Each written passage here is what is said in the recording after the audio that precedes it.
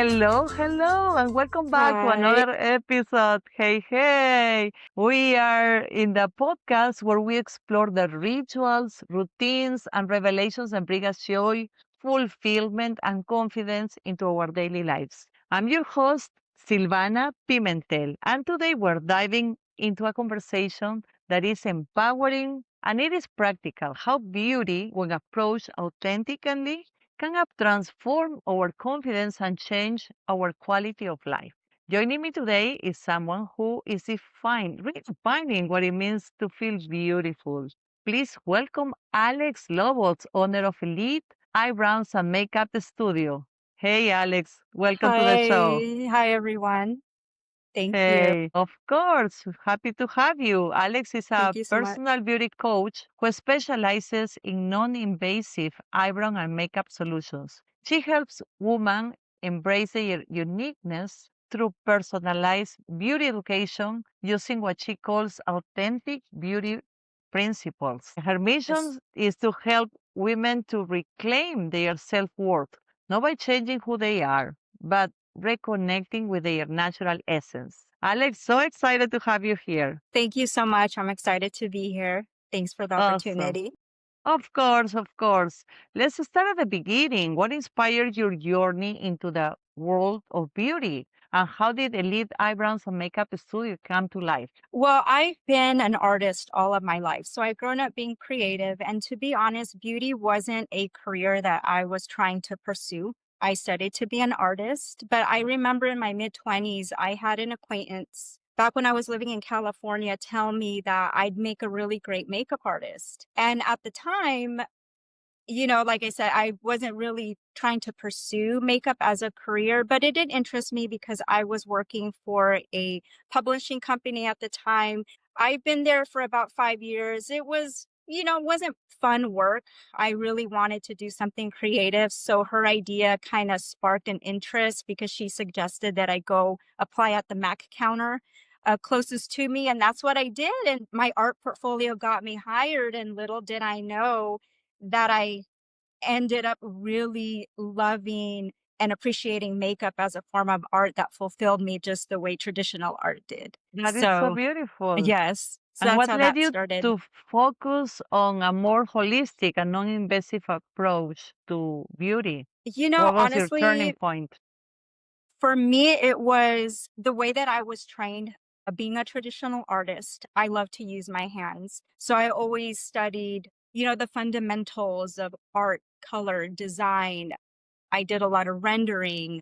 And I think that really heavily influenced the traditional aspects of the way that I do beauty. Also, the way I was trained. I was trained by my mentor, Eugenia Weston, owner of Senna Cosmetics, who also trained me on the classic and timeless approach to beauty. And because of that, I kind of stuck to it just because it was something that I think fulfilled the traditionalist in me and my creativity. But I just had to shift my canvas to being a face versus a flat panel of paper or a canvas per se. So Hmm. for me, it's just a different fulfillment of a different form of art. Interesting. Speaking of art, you call yourself personal beauty coach. What does it Yes. mean in practice, and how is it different from just being a makeup artist or a brown specialist? So my career evolved into coaching because I've noticed after 18 years of working with women, when women are ready to invest in themselves, they come with a certain mindset that they are worth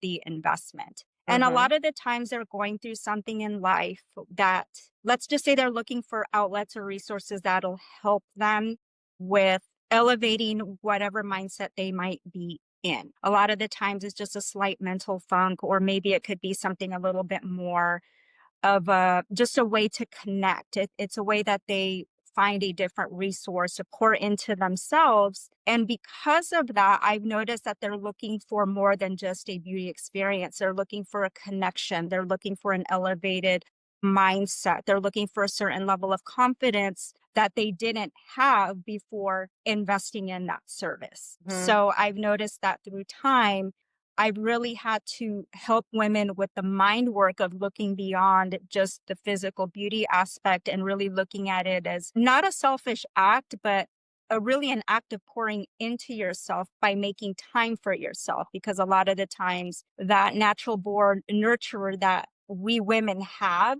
sometimes it could be so excessive that we neglect ourselves in the Mm. process. So again, it's just losing your sense of identity, and by investing in beauty services, you're able to kind of reclaim a little bit of that back. Yeah, I get it. Totally. Mhm. What about your authentic beauty principles? What are they and how do they guide your work with clients? So, authentic beauty principles, all they are is a holistic approach to mindfulness, especially when it comes to beauty. So, it's more about the inner work, seeking the resources for personal development. I just happen to do it through the aspect of beauty by teaching clients how to embrace their unique genetic features versus Mm, trying to focus on societal expectations.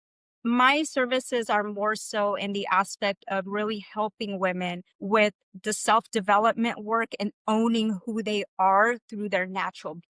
yeah, that makes sense. What is a Yes. common misconception women have about beauty and how often do they unlearn? So, one of the biggest things that I realized is there's a lot of false perception when it comes to beauty advertising. And of course, whenever beauticians promote a certain type of beauty, it tends to be very, let's just say it tends to look alike after a while, which kind of Mm-hmm. conditions people into a false pretense of what real beauty is. And a lot of the times, this creates a, let's just say, an unattainable perception, especially, let's say, if your genetics don't fit the mold of what's popular. Mm-hmm. So again, it's the false advertising that, everybody kind of looks the same, which the reality is we don't. Like my features are different than your features, or for those viewers that are watching us, we were all created differently and we all Mm-hmm. have unique beauty features that are special.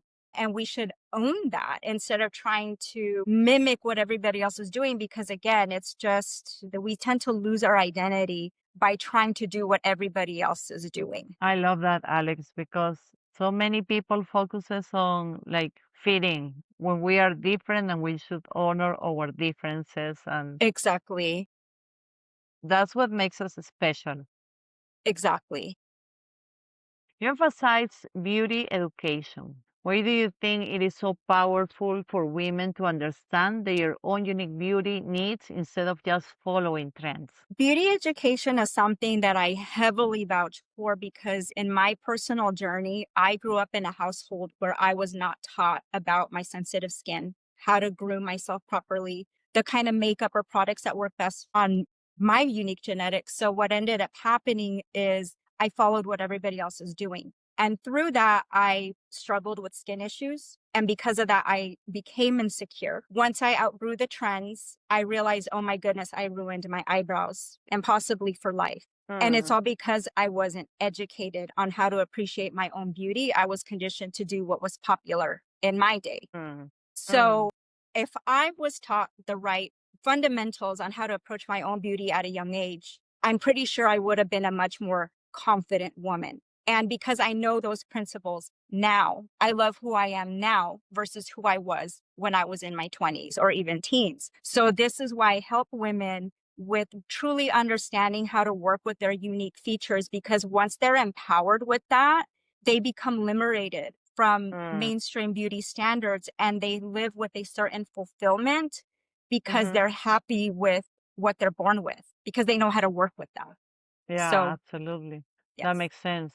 What are some small intentional things women can do at home to start feeling more beautiful today without a full makeover? So I really like to focus on very simple, easy to do tasks. Simple skincare regimen day and night, a small act you can pour into yourself, a nice bath, a relaxing shower. I Mm-hmm. also love for people to, get into like reading devotionals or journaling, acts of working out, being in nature, just simple acts that kind of help fill your soul and your cup. They don't have to be anything expensive. It's just, like I said, taking the time out for yourself to do activities that you enjoy. And Mm, for every woman, that's going to be different. I mean, even what I suggest, some may not. be necessarily focused on that. That's just what kind of works for me, but it doesn't have to be anything complex besides making time for the things that you enjoy genuinely. That is so important. We need to fill our cups before moving forward with any activities in our day, because Yes. if you run on empty tank, it's gonna be very limited the Oh, amount of things that you will trust do. me. I know because I used to be that type of woman for a long time. Oh So, my gosh, I yes. hear you. I think a lot of women can relate to that story. Yes. Yes. Yes. Let's talk about some advice. What advice would you have for women who feel disconnected from their beauty, especially those dealing with aging, motherhood, self-doubt? If someone is just starting to explore their authentic beauty, where should they begin? Well, a lot of the times, what I want people to really focus on, instead of looking at it as something of vanity, it's a form of self development. And how you kind of start processing, making this a part of your, let's say, routine, is looking for resources that are going to help you with your self development, whether it's beauty, whether it's health, whether it's, like I said, fitness, whatever it is that's going to fill your cup, just make sure that you're aligning yourself with activities that really fill your cup Mm, ultimately. Because again, like I said, what I may suggest may not work for another woman. And one size truly doesn't fit all. What some women value may not be what others value. So this is why I kind of like to leave it open ended because it gives the woman the power to choose. But when it comes to their beauty, they have to be realistic with what their routine is, what their preferences are, they might feel like they're lacking, and try to look for resources that will help them with that. For example, my services, that's why they're more about the education, because I'm going to give you personalized, curated education and solutions that are going to work for your beauty, your mm, routine, and it's not going to be the same as any other client. mm-hmm. Yeah, that's very cool, very special. Let's talk about habits because, as you know, the name of the podcast is Happiness by Habit. What are some happy habits that you have? Can be related to beauty or not? So for me personally, Yes. to be honest, I do my skincare ritual both day and night. I'm really Mm-hmm. into that. I was always into that. I was always self-conscious of my skin. So now that it's, in decent shape, I like to take care of it. Again, I also love to feel refreshed and rejuvenated by taking, relaxing showers. Mm-hmm. I also like to do a lot of reading when it comes to like devotionals, journaling, Mm. scriptures, things like that, because that really helps with my soul as well. So I really make it a priority to at least do these simple acts on a daily because it's for me. Yeah. Oh, I Yeah. love that. Mhm. That's beautiful. I would add to that that perhaps sleeping is maybe underrated, but is really, really For important. sure. Right. Men, we need to Yes, sleep sure. good For amount of me, hours. yes, for my lifestyle, sleep, I would love to do more of it, but being an entrepreneur, sometimes it is a luxury. But if you can afford to do it regularly, definitely, for sure. Because if you're not rested, that's going to affect your productivity And nobody and wins. your mood.